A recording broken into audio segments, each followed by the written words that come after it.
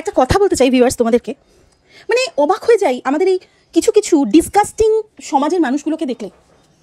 দিনের পর দিন যে একটা মেয়ের উপর অন্যায়, অত্যাচার, অবিচার হচ্ছে দিনের পর দিন, মানে আমি বুঝতেই পারছো রিমির কথা বলছি। প্রত্যেকে আমরা দেখতে পাচ্ছি, আমরা কিন্তু কেউ আমাদের চোখটা ঢেকে নেই, আমরা প্রত্যেকে চোখ খুলে দেখতে পাচ্ছি যে রিমির সাথে দিনের পরটা দিন কি হচ্ছে।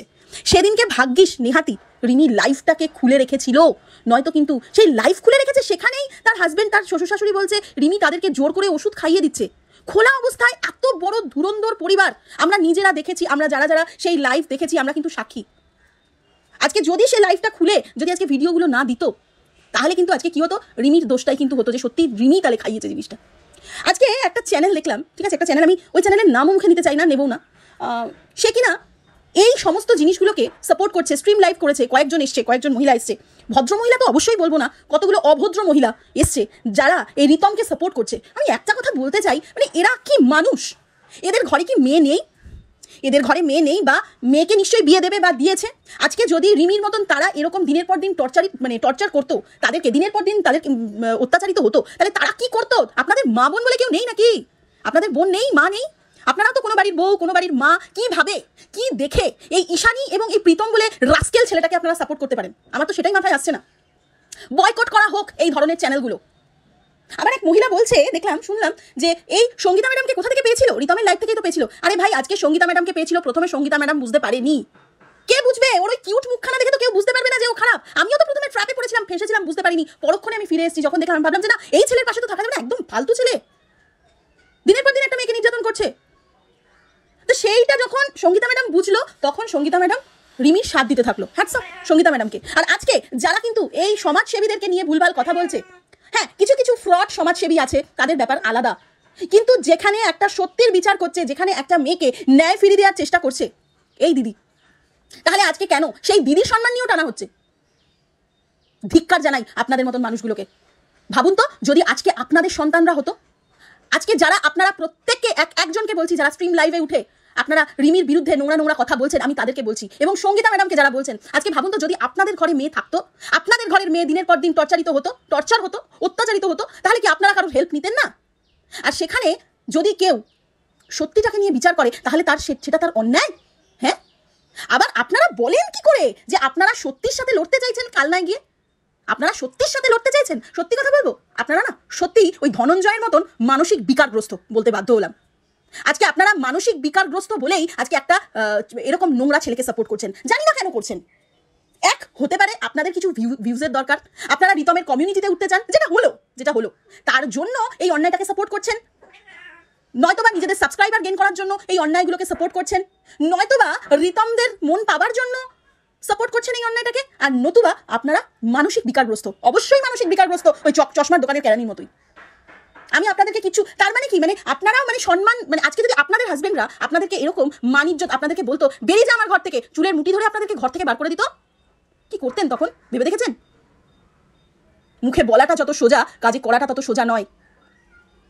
চাই না আপনাদের ঘরের সন্তানের কখনো বা এরকম হোক। তখন আপনারা বুঝবেন যে আজকে মেয়েটাকে যেভাবে নিয়ে আপনারা কাটাছেড়া করছেন, আজকে যেভাবে মানসিক অত্যাচার করছেন, আমি বলবো আপনারা মেয়েটাকে, মানে রিমিকে আপনারা রীতিমতো টর্চার করছেন এই ধরনের ভিডিওগুলো করে। আজকে রিতমের যারা কেউ সাপোর্ট করতো, অনেকে ওকে সাপোর্ট করতো, তারা আজকে সরে এলো।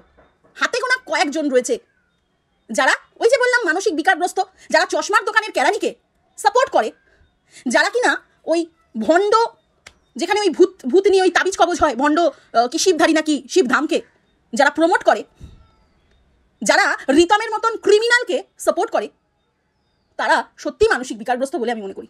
কিছু কিছু গোনা কজন আজকে সরে এলো, রিতমের থেকেও অনেকে সরে এলো, কিন্তু এই সমস্ত মানসিক বিকারগ্রস্ত মানুষগুলো রয়ে গেল, আর ঠিক তাদের মধ্যেই পড়েন আপনারা।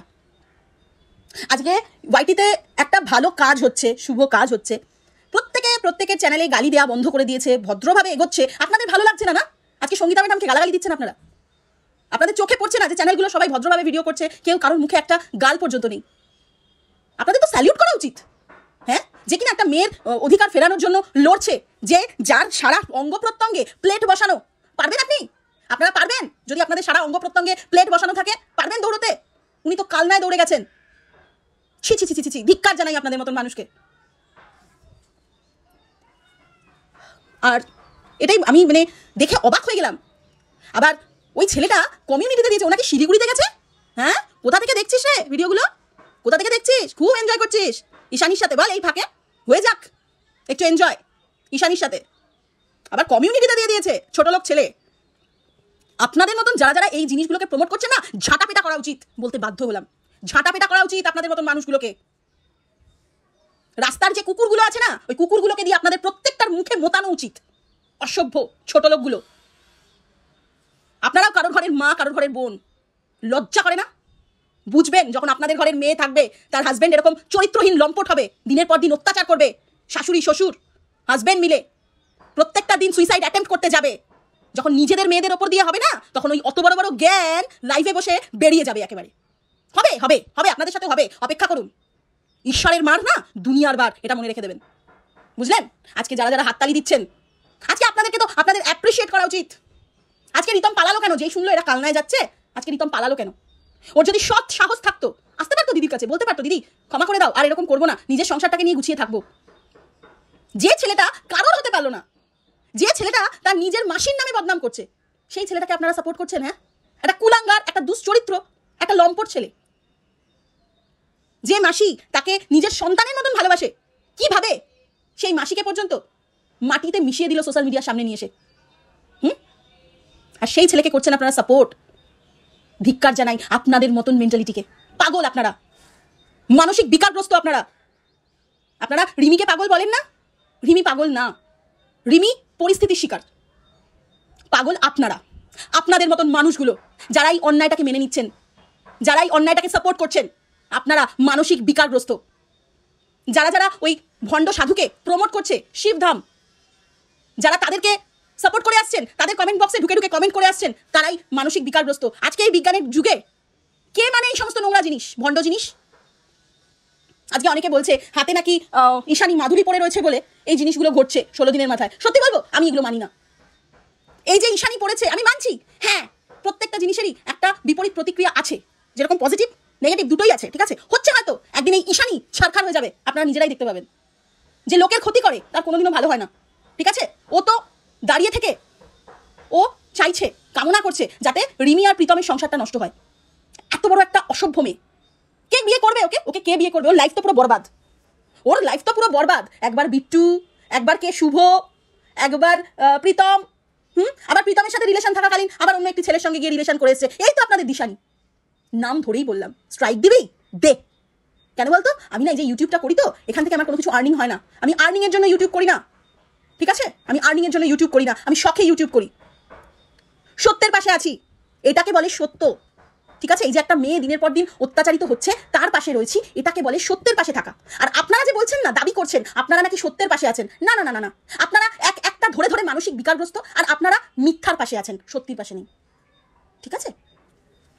তো আমি সত্যি খুব এক্সাইটেড হয়ে গেছিলাম আপনাদের মতন এই সমস্ত সমাজের মানসিক বিকারগ্রস্ত মানুষগুলোকে দেখে। আপনাদের মতন এক একটা মানুষ যদি এই দুনিয়ায় থাকে না, দিনের পর দিন এই যে ক্রিমিনাল কাজগুলো না বেড়ে যাবে, বেড়ে যাবে, জানেন তো? তাই আমি মনে করবো আপনাদের না শাস্তি হওয়া উচিত, আপনাদের না জেল হওয়া উচিত। আমি মনে করি এরকম যদি কোনো প্রক্রিয়া থাকে আপনাদের জেল হওয়ার, তাহলে তাই হোক, তাহলে না এই সমাজটা বাঁচবে।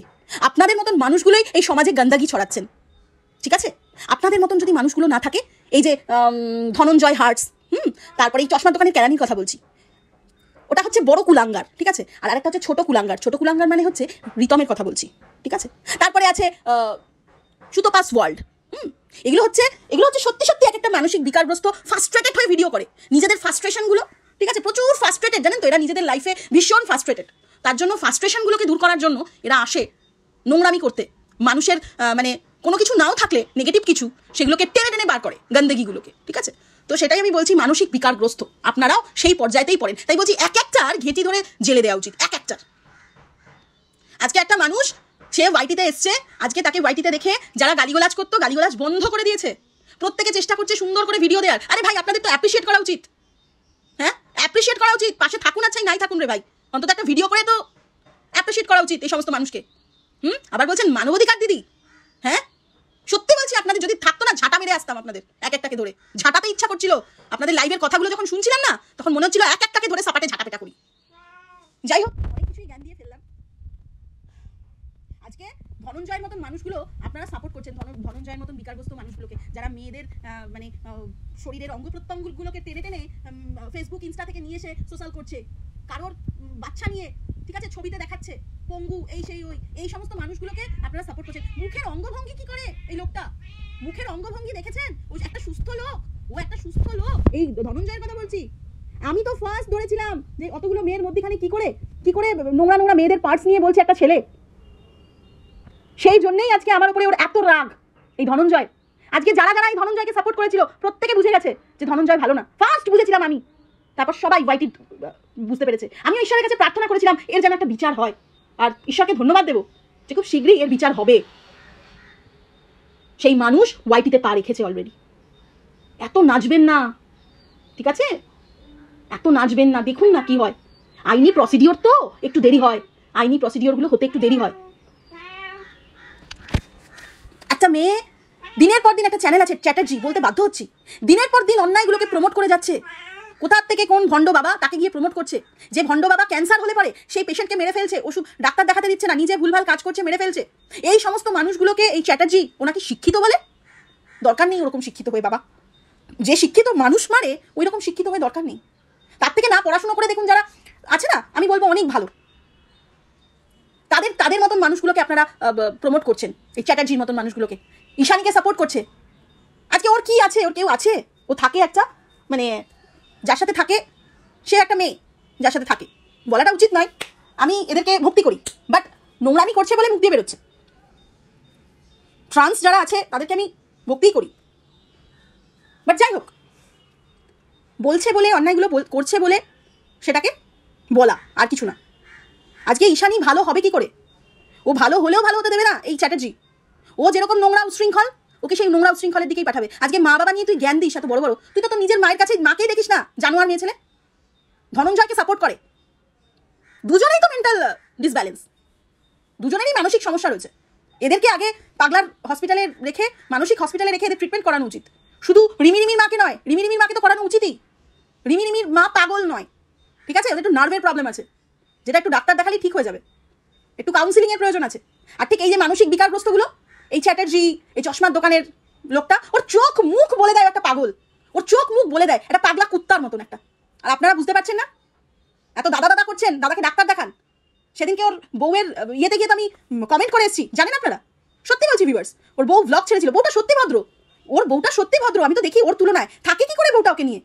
আমি একটাই জিনিস কমেন্টে লিখেছিলাম যে হাজবেন্ডটাকে একটু কন্ট্রোল করুন, আর নয়তো একটু ডাক্তার দেখান, দেখি ঠিক করুন, ওনার তো মাথার প্রবলেম আছে। আজকে আপনার এত সুন্দর একটা ছেলে, বাচ্চাটা আজকে স্কুলে গিয়ে যখন বাচ্চাটা শুনবে, তার বন্ধুগুলো যখন তাকে বলবে যে তোর বাবা তো দেখি ইউটিউবে এরকম করে, ছি মেয়েদের অঙ্গ প্রত্যঙ্গ নিয়ে দেখায়, গার্ডিয়ানগুলো যখন বাচ্চাটাকে প্রশ্ন করবে, বাচ্চাটা কি বলবে? দুদিন পর তো এই একদম এই ভাষা আমি লিখেছিলাম, গিয়ে আমার কমেন্টটাকে না ডিলিট করে দিয়েছে। আমি লিখে এসেছিলাম এই 2-4 দিন আগেই। যাই হোক, আমি চাই প্রত্যেকেরই ভালো হোক, প্রত্যেকে মঙ্গল হোক, প্রত্যেকে যেটা পজিটিভ সেটা নিয়ে এগোক, নেগেটিভ নিয়ে নয়, পজিটিভটা নিয়ে এগোক। তো যাই হোক, কিছু বলার নেই, আজকে লাইভটা দেখে এই কথাগুলো বলতে বাধ্য হলাম। ভিডিওটা আমার অনেক বড় হয়ে গেছে। যাই হোক, ঠিক আছে, চলো টাটা।